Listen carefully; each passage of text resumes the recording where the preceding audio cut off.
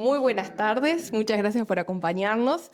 Estamos felices de volver a Salto. Ya hace unos años que los teníamos abandonados, pero bueno, aquí estamos junto con el doctor Enninger, Carlos Enninger, el doctor Luis Rodríguez, fiel también colaborador de MUR, y la doctora Elizabeth Mirón.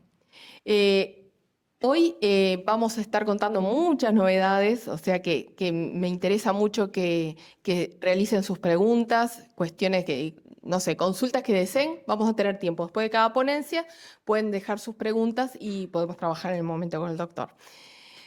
Doctor Enninger, todo suyo.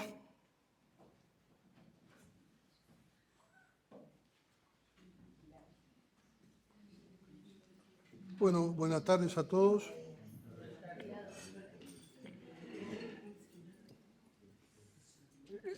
Agradezco la presencia de todos ustedes en este día tan caluroso, pero acá se está mejor acá que afuera, me parece, ¿no? La verdad que Salto es una zona calurosa comparado con Montevideo, ¿no? Ya lo sabíamos, pero tanto, y lo que va a venir, ¿no? Bueno, yo voy a hacer algunos comentarios con ustedes sobre esta patología o esta enfermedad, algunas cosas nuevas, algunos cambios de paradigmas que siempre son importantes para las personas con esclerosis múltiple porque muestran que hay grandes estudios y grandes investigaciones actuales, futuras, y que seguramente en los próximos años van a mejorar rotundamente, como ya lo están haciendo ahora, la calidad de vida de las personas con esta enfermedad. Entonces, lo primero que quería recordarles es cuáles son los protagonistas de la esclerosis múltiple. Es decir, los protagonistas de la esclerosis múltiple son dos tipos de células que son del sistema inmune periférico, diríamos, los linfocitos B y T, que provienen de la periferia, de los órganos inmunes primarios y secundarios, y que atraviesan la barrera hematoencefálica, o sea, penetran al sistema nervioso central a través de la barrera hematoencefálica que está alterada, está abierta, podríamos decir, está inflamada, entonces está con un gran aumento de la permeabilidad. Y atraviesan, llegan allí y ejecutan sus funciones inmunes, pero también las ejecutan en la periferia. Pero también tenemos que recordar, y esto hacerle mucho énfasis, en que hay otras células que son fundamentales para el desarrollo de la enfermedad y que son las células que están dentro del sistema nervioso central, o sea, más allá de la barrera hematoencefálica. Y ahí tenemos las glías, esas tres que están allí, que son fundamentales, que cada vez se les está dando más importancia a las tres, y que en la esclerosis múltiple están alteradas. Normalmente sirven, pero en la esclerosis múltiple se alteran. Se alteran por las reacciones inmunológicas que ocurren dentro del sistema nervioso central. Entonces, esas tres células son el astrocito, que es una célula en estrella, que es la célula más numerosa de las células que tenemos en el sistema nervioso central después de la neurona, es el astrocito. Y le da el soporte energético a las neuronas y a los oligodendrocitos, le da la energía, lo saca de la glucosa de la sangre y se lo da. Y la otra fundamental es el oligodendrocito. El oligodendrocito es la célula que produce la mielina. La mielina es la vaina de grasa que rodea al axón, o sea, al nervio, por donde va el impulso eléctrico. Este oligodendrocito tiene la capacidad de que forma la mielina en más de un axón, es decir, un oligodendrocito para muchos axones dentro del sistema nervioso central. Que también el oligodendrocito le da la energía al axón. Se la pasa el astrocito, la energía se la pasa al oligodendrocito y el oligodendrocito, que es quien produce la mielina, le pasa la energía al axón en forma de lactato, el ácido láctico. Y la otra fundamental es la microglía, a la cual también se le está dando una importancia notable, porque es la célula aparentemente que impulsa la progresión de la enfermedad cuando está ocurriendo. Es la microglía, que es la célula inmune innata del sistema nervioso central. Ustedes recuerdan que la inmunidad tenemos la inmunidad innata y la inmunidad adaptativa. La inmunidad adaptativa es la de los linfocitos B y T. La inmunidad innata con la que nacemos está dentro del sistema nervioso central, que son estas 3 células, sobre todo en la microglía. Y a esto se suma esto que pusimos a la derecha, abajo, que son unas moléculas proteicas que son sintetizadas por estas células y liberadas y que producen un gran efecto inflamatorio, es decir, un gran desarrollo de la inflamación dentro del sistema nervioso central, que son las citoquinas, que son la mayor parte de ellas proinflamatorias, pero hay otras que son contrainflamatorias. El próximo. Entonces, uno de los cambios en la interpretación de esta enfermedad es este que le mostramos acá, que la esclerosis múltiple siempre se habló de que era la forma más frecuente, es la esclerosis múltiple recurrente, remitente, la que está primero allí, 90% de los casos. Luego, esclerosis múltiple secundaria progresiva, cuando se transformaba la primera en esta esclerosis múltiple secundaria progresiva, que ahora está ocurriendo cada vez menos porque tenemos fármacos muy aptos para detener la progresión de la forma secundaria progresiva, fármacos que han aparecido en los últimos años, y la esclerosis múltiple primaria progresiva, como si fueran 3 estancos separados, pero en realidad hoy se acepta que la esclerosis múltiple es como algo continuo, como un continuum dentro del sistema nervioso central que está progresando, incluso sin darnos cuenta, ni nosotros ni los enfermos. Más que nosotros se dan cuenta los enfermos, pero a veces nadie se da cuenta y hay una progresión silente. Esta clasificación clínica que yo les comenté recién parecería que no traduce exactamente la biología de la enfermedad. Hoy día tratamos de explicar las enfermedades neurológicas y muchas otras enfermedades desde el punto de vista biológico y no tanto desde el punto de vista clínico, porque desde el punto de vista biológico podemos, por ejemplo, predecir en algún momento cómo va a evolucionar. Entonces, esas 3 categorías que le comentaba, más bien se están interpretando como que es una enfermedad más o menos progresiva desde el inicio, y que no es un salto entre esas 3 categorías, sino que es un continuum, un verdadero continuum.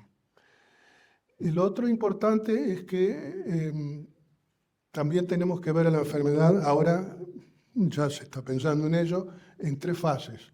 Una fase preclínica o prodrómica, todavía no tenemos síntomas característicos de la esclerosis múltiple, pero sí tenemos síntomas inespecíficos que no permiten hacer el diagnóstico, pero son pacientes que tienen unos síntomas que merecen ser estudiados y que se define como de autoinmunidad reactiva. En la sangre ya aparecen algunos autoanticuerpos, o sea, reacciones del organismo contra sí mismo y contra algunos otros elementos, por ejemplo, contra el virus de Epstein-Barr.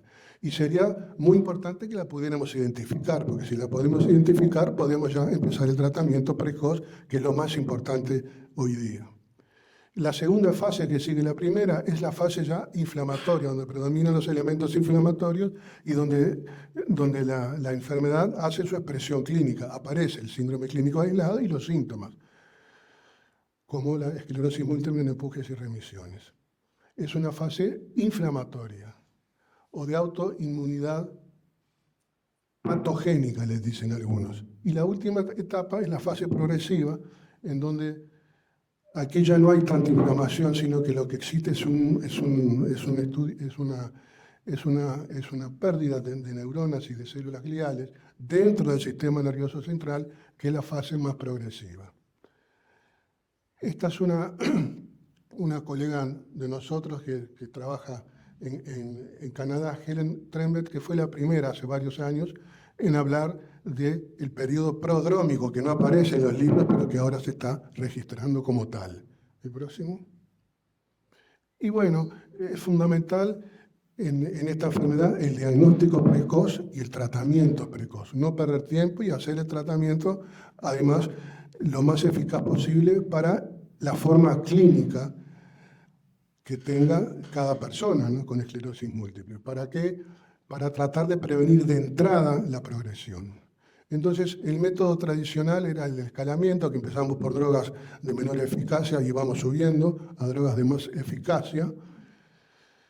Esto era lo que hacíamos antes, ahora está más sustituido por el segundo tratamiento, que es el enfoque de inducción utilizar medicamentos de alta eficacia desde el inicio de la enfermedad, algo así como primera línea, sobre todo, pienso yo, en los cuadros en que la esclerosis múltiple sea muy activa o altamente activa.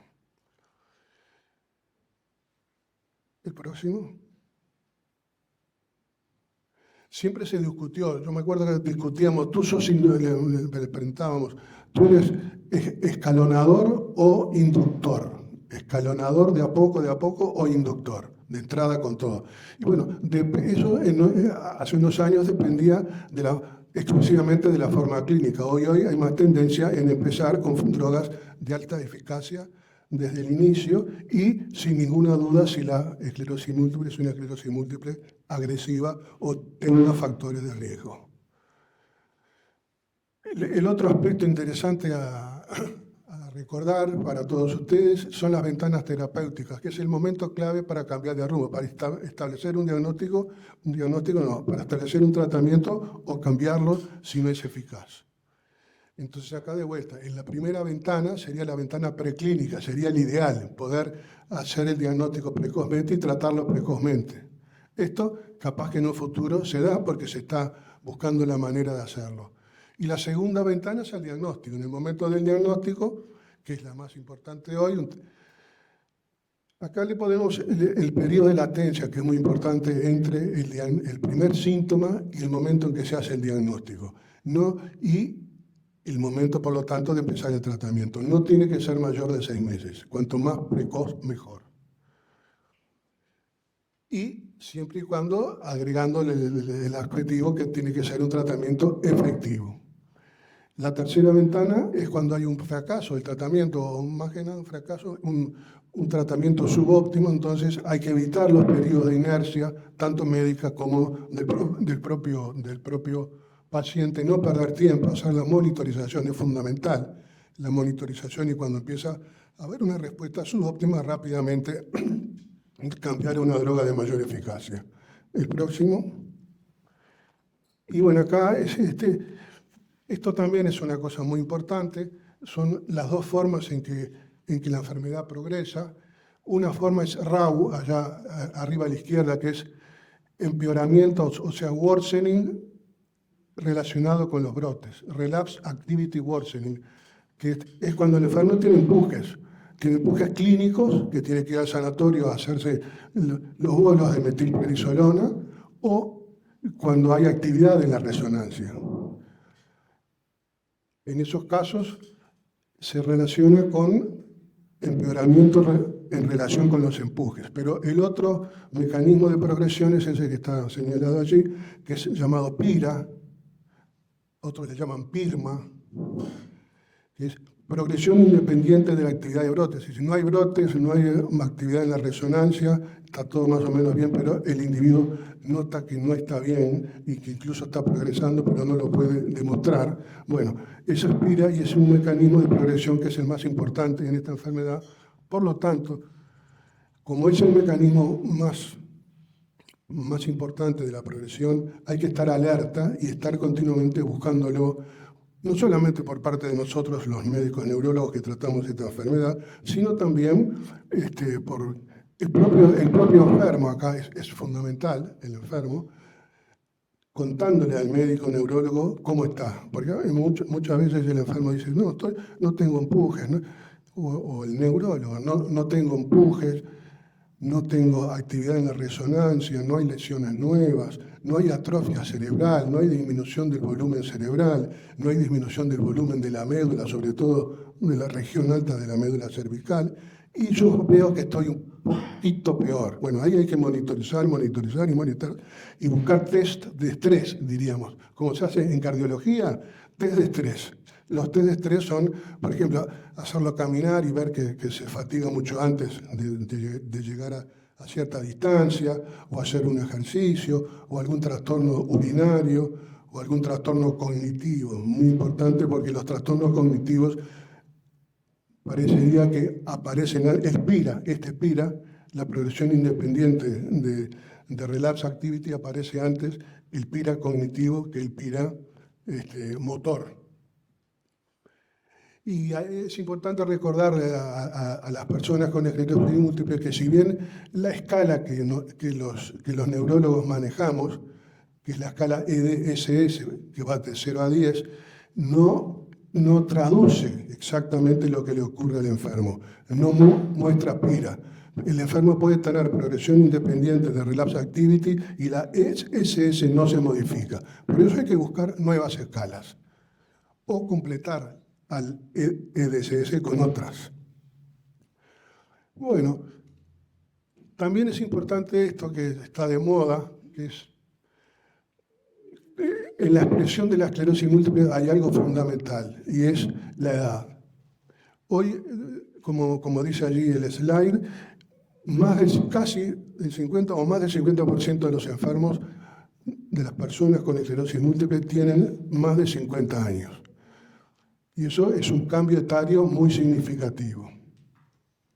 ¿Por qué? Porque acá tenemos que tener en cuenta también el envejecimiento del sistema inmune. El sistema inmune envejece la inmunidad adaptativa, que es las células innatas, perdón, me equivoqué, envejece la inmunidad innata, que son las células gliales, sobre todo la microglía, pero también el astrocito y el oligodendrocito, que son fundamentales, porque están dentro del sistema nervioso central, pero también envejecen las células inmunes, los linfocitos B y los linfocitos T. Eso es el envejecimiento del sistema inmune. El envejecimiento celular en realidad consiste en pérdida de función y en la ocurrencia de un fenómeno que se llama inflaming, que es la inflamación crónica aséptica, estéril, más asociada al envejecimiento.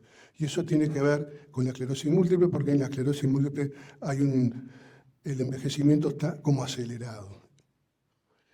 Entonces es muy importante tener en cuenta que con el aumento de la edad y que cada vez están apareciendo más enfermos con más de 50 años en el mundo y en Uruguay, en el mundo y en Uruguay, hay un cambio, hay un viraje en el mecanismo de la enfermedad. Desde una forma inicialmente muy inflamatoria, con muchos linfocitos B y T, muy aguda, muy inflamatoria, a medida que el enfermo va teniendo más años, pasa a una forma predominantemente inflamatoria crónica y degenerativa, en donde el fenómeno inmunológico agudo influye mucho menos e influye mucho más la pérdida de células nerviosas y la pérdida de células gliales, lo que se conoce con el nombre de neurodegeneración. Hay un cambio, hay un viraje con la edad. Hay como un desacoplamiento entre lo inmunitario periférico y lo que ocurre a nivel del sistema nervioso central. Entonces es importante también destacar la diferencia entre la edad biológica y la edad cronológica, porque no es lo mismo edad cronológica que edad biológica. Hay muchas personas que tienen determinada edad cronológica y parece que estuvieran mucho más jóvenes o viceversa. Y la edad biológica tiene que ver con la progresión de la enfermedad. Por eso es muy importante para definir también el tipo de tratamiento. Bueno, ahí esto es tan importante, no solo en esclerosis múltiple, pero sobre todo en esclerosis múltiple y en otras enfermedades neurológicas, que se están desarrollando xenoterapias, que son terapias que tratan de retardar el envejecimiento celular y sus efectos, las xenoterapias.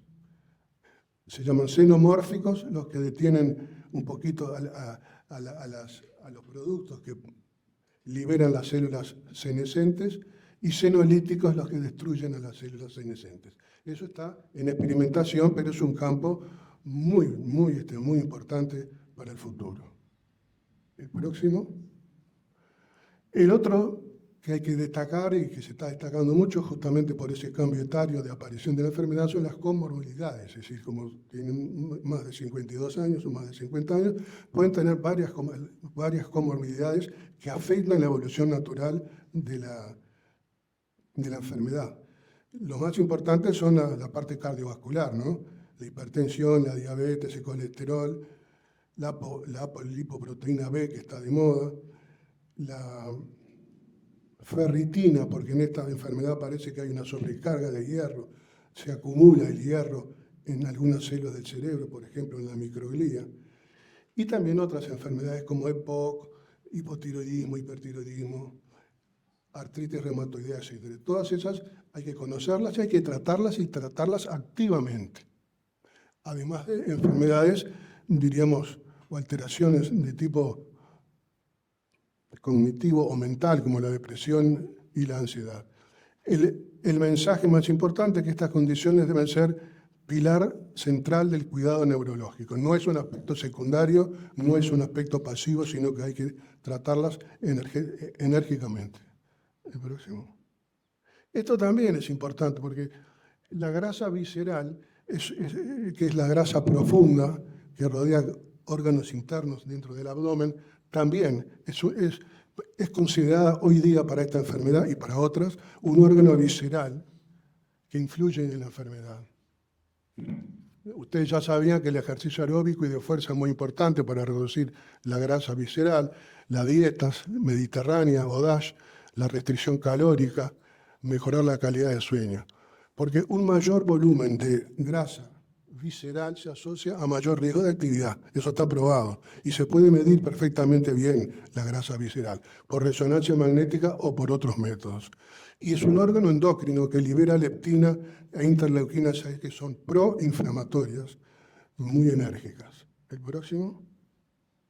Este es otro aspecto que hay que destacar mucho en esta enfermedad y en muchas enfermedades autoinmunes, que es el eje intestino-cerebro. El intestino es el segundo cerebro y hay una comunicación bidireccional entre el cerebro y el intestino y viceversa. Y nacemos en realidad con un intestino bien, con una flora, una microbiota intestinal bien definida en el nacimiento, que en muchos casos de esclerosis múltiple se altera y hay una disbiosis. Y ahí yo le puse, es un segundo fingerprint o huella digital, porque la microbiota de nacimiento de cada ser humano es típica y específica de cada enfermo. Después se va a modificar con la dieta, con el microambiente, etc. Bueno, y ven que tiene efectos a distancia, no solamente tiene efectos locales, el sistema inmune. El 70% del sistema inmune se localiza en el cerebro, pero además la microbiota tiene efectos a distancia, porque puede actuar, además de disminuir la inflamación, actúa sobre la neurogénesis en el cerebro y puede ser un biofármaco regenerativo que está en estudio. El próximo. Y esto también es interesante porque ya se está discutiendo mucho sobre el aspecto de si podemos o no prevenir esta enfermedad. La esclerosis múltiple no sabemos por qué se produce, pero hay una mezcla, ¿no? Uno de susceptibilidad genética, otro el ambiente, virus o no se sabe qué, la polución, etc. El ambiente. Y otro es el virus de Epstein-Barr, que como le decíamos se considera una condición necesaria, aunque no suficiente para desarrollar la enfermedad. Y la susceptibilidad genética está dada por ciertos alelos, como el HLA-DRB1, 1501, y algún otro gen que está siendo descubierto hace pocos meses y que tiene que ver con la capacidad que tiene el enfermo de reparar el ácido desoxinucleico. Entonces, también podemos actuar, además de sobre lo que decíamos, sobre algunos otros aspectos ambientales, como el estilo de vida, déficit de vitamina D, tabaquismo, obesidad y sobrepeso, la polución. El comer comidas ultraprocesadas es un marcador en contra de la esclerosis múltiple. En los niños, el aumento del agujero de ozono ha sido probado hace pocos días, de que también provoca, que es un factor de riesgo para esclerosis múltiple en los niños. Y las estrategias de prevención primaria. ¿El próximo? Y bueno, acá ahora se está trabajando mucho en nuevas fronteras de investigación. Siempre se trató de combatir la inflamación, porque esta es una enfermedad inflamatoria desminimizante neurodegenerativa autoinmune crónica. Hasta poco los tratamientos que teníamos eran antiinflamatorios, pero ahora y hace años se está enfocando en otras áreas claves que seguramente van a ser complementarias, no van a sustituir, van a ser complementarias.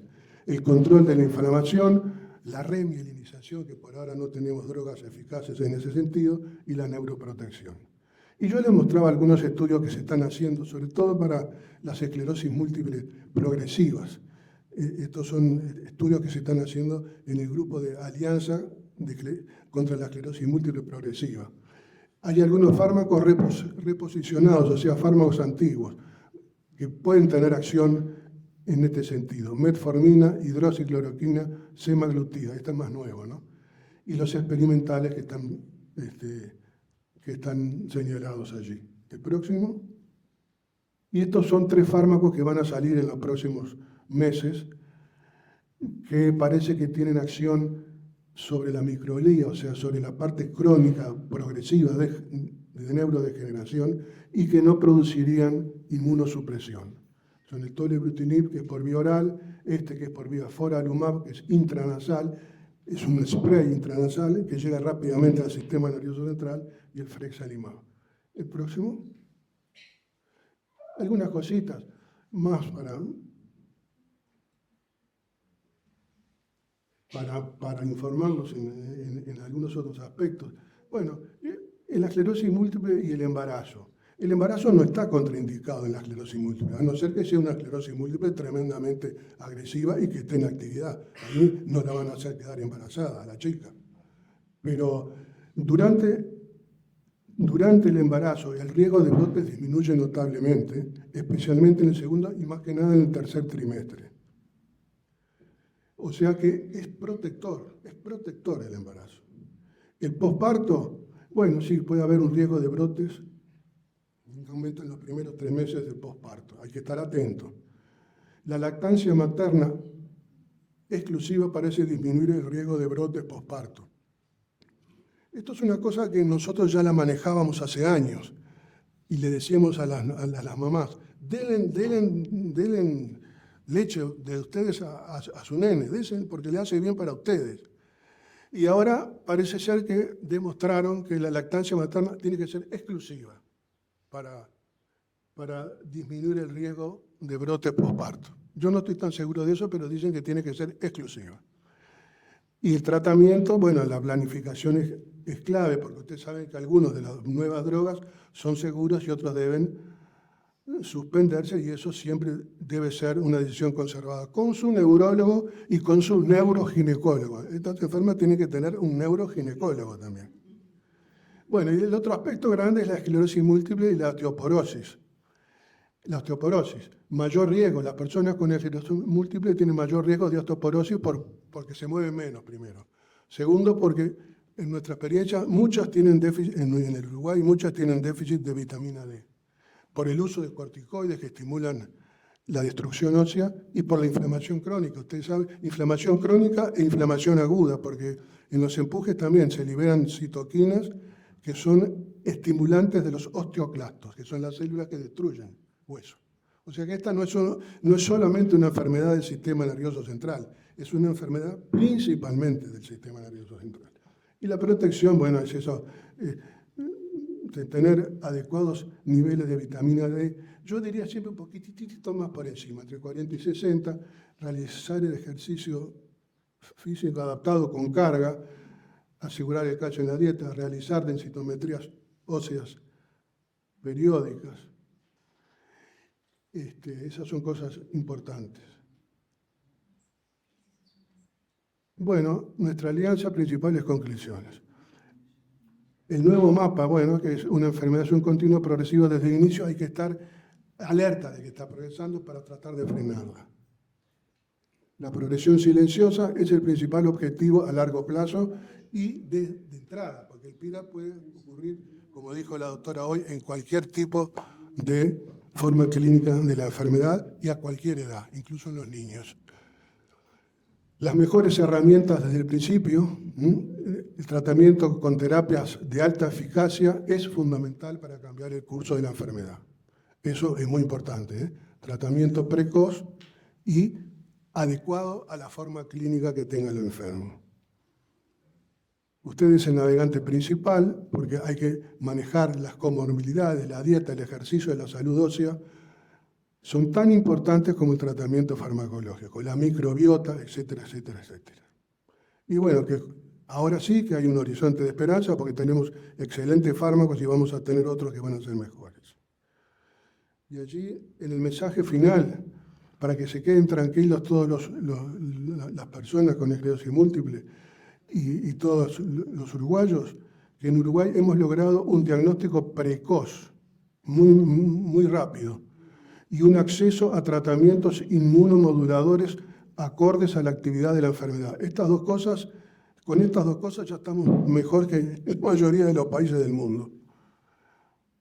Y después, la alianza entre usted, su familia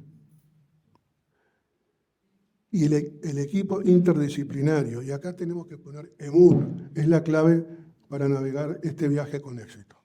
Bueno, muchas gracias.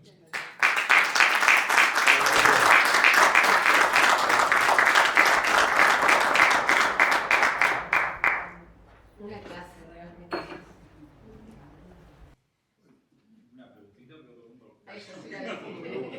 ¿Alguna pregunta para el doctor? Yo estoy a las órdenes, tengo tiempo.